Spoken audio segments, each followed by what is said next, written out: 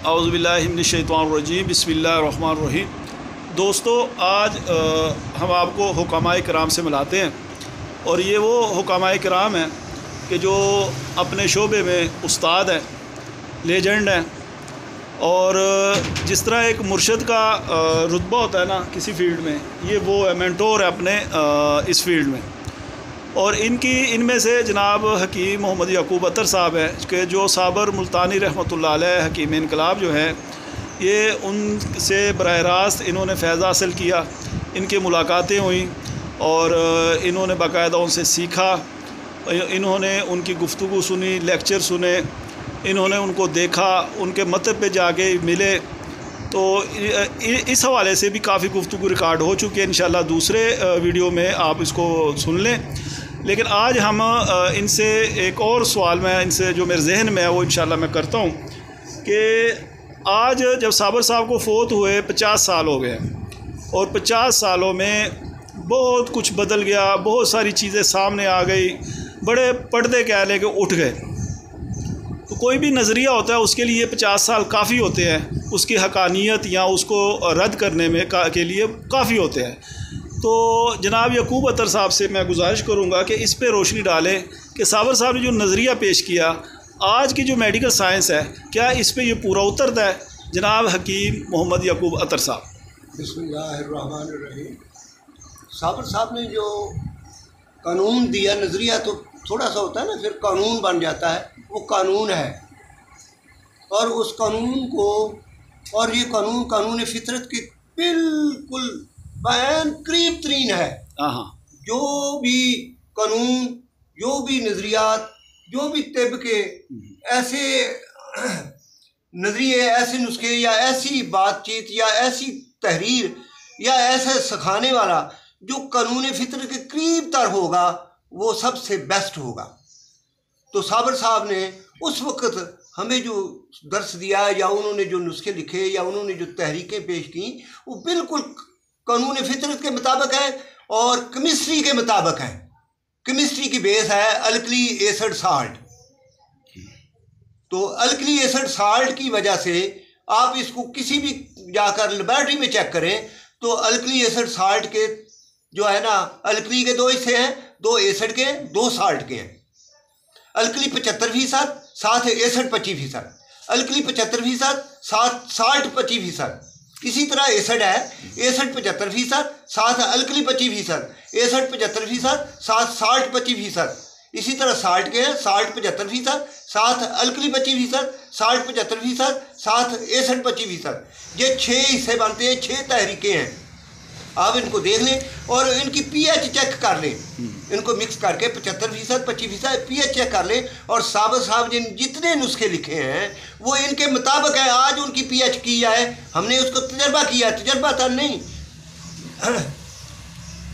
Colonel Khalid PhD chemistry, उन्होंने pH meter से इनकी एक एक की डिल्यूट करके उसको चेक किया है और बिल्कुल वो एन केमिस्ट्री के मुताबिक हैं। अच्छा, कोई झूठा नहीं साबित कर सकता। हकीम साहब, अगर आज हम किसी को कहते हैं कि ये उजलाती मरीज़ है, हाँ जी, तो उसको अगर मेडिकली इसको प्रूफ हम हासिल करना चाहें तो उसका क्या तरीका का? उजलाती उसकी पीएच चेक करवा ले, खून की पीएच चेक कर ले, पेशाब की पीएच चेक कर ले। अच्छा, हम जब कहते हैं उजलाती है तो उसमें सुधार बढ़ा हुआ है उसमें सर जी आप देखें, एसिड की जो पीएच है वो 6.5 तक है, वो 6.5 तक है। और आप जब भी उजलाती मरीज को चेक करेंगे 3.5 से लेकर 6.5 तक उसकी पीएच होगी, पेशाब की तेजाबियत बड़ी होगी, तेजाबियत बड़ी होगी। चाहे तेजाबियत के साथ साल्ट हो, चाहे तेजाबियत के एसिड के साथ अल्कली हो। एसिड के साथ अल्कली है तो तेजाब जो है ना बहुत गाढ़ा होगा, एसिड के साथ साल्ट है तो तेजाब के असरात कम हो जाते हैं। ठीक है, उस वक्त उसकी पीएच जो है 6.5 से ऊपर होगी, 5 से 6 तक, 6.5 तक होगी, क्योंकि साथ में जाकर तो वो न्यूट्रल हो जाएगा, साल्ट हो जाएगा।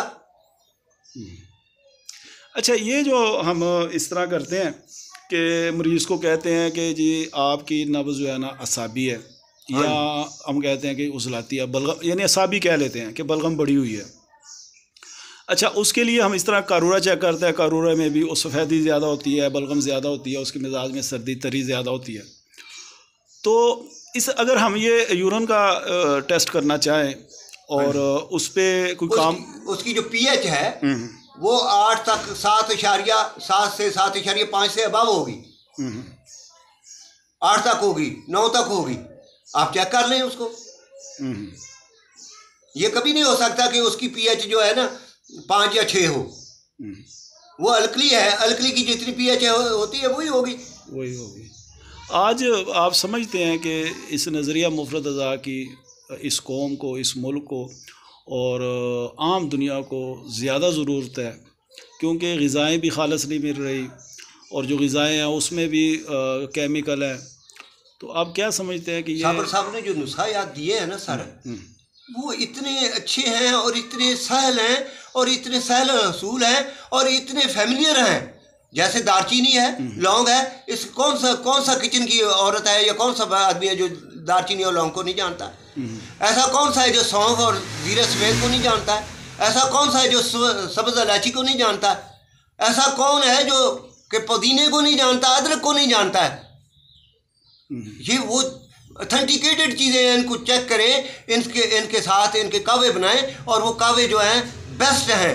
अच्छा, ये हमारे पास जब मरीज़ आता है तो उसने एलोपैथी की मेडिसिन बहुत सारी इस्तेमाल की होती हैं, उसने केमिकल बहुत सारे इस्तेमाल किए होते हैं, उसने अपने भी तजर्बे किए होते हैं, टोटके इस्तेमाल किए होते हैं, जैसे इंसुलिन लोग लगाते हैं शुगर के जो मरीज़ हैं।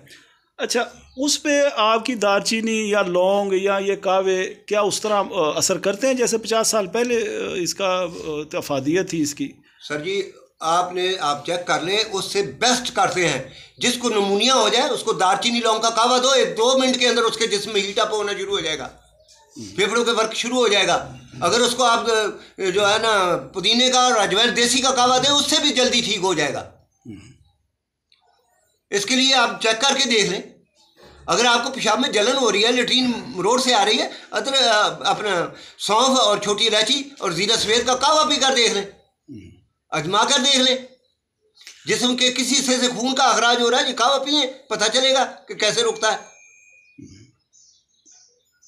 बिल्कुल सही। ये कानून फितरत है और कानून फितरत जो साबर साहब ने कानून फितरत जो है ना बयान किया है और लोगों को सिखाया है। और उन्होंने कहा जो मैं लिख रहा हूँ 100 साल बाद डॉक्टर इस जगह पर पहुँचेंगे। डॉक्टर को आज तक नहीं पता कि ये ग़िज़ा जिसमें जाकर अल्कली पैदा करे। भाई खून तो ग़िज़ा से पैदा होना, दुआ से तो नहीं होता है। जो ग़िज़ा आप खा रहे हैं उससे जब वाइट सेल पैदा होगा, जब रेड सेल पैदा होगा, जब ब्लड प्लाज्मा पैदा होगा। ये तो नहीं हो सकता है कि वो ये यक वक्त सारी चीज़ें पैदा करे, ये नहीं हो सकता है। जैसे आप हलवा पकाते हैं, उसमें सुर्ख मिर्च भी डाल देते हैं, नमक भी डालते हैं, क्या वो हलवा असर करेगा? क्या वो हलवा रह जाएगा? ऐसे ही अद्वियात हैं।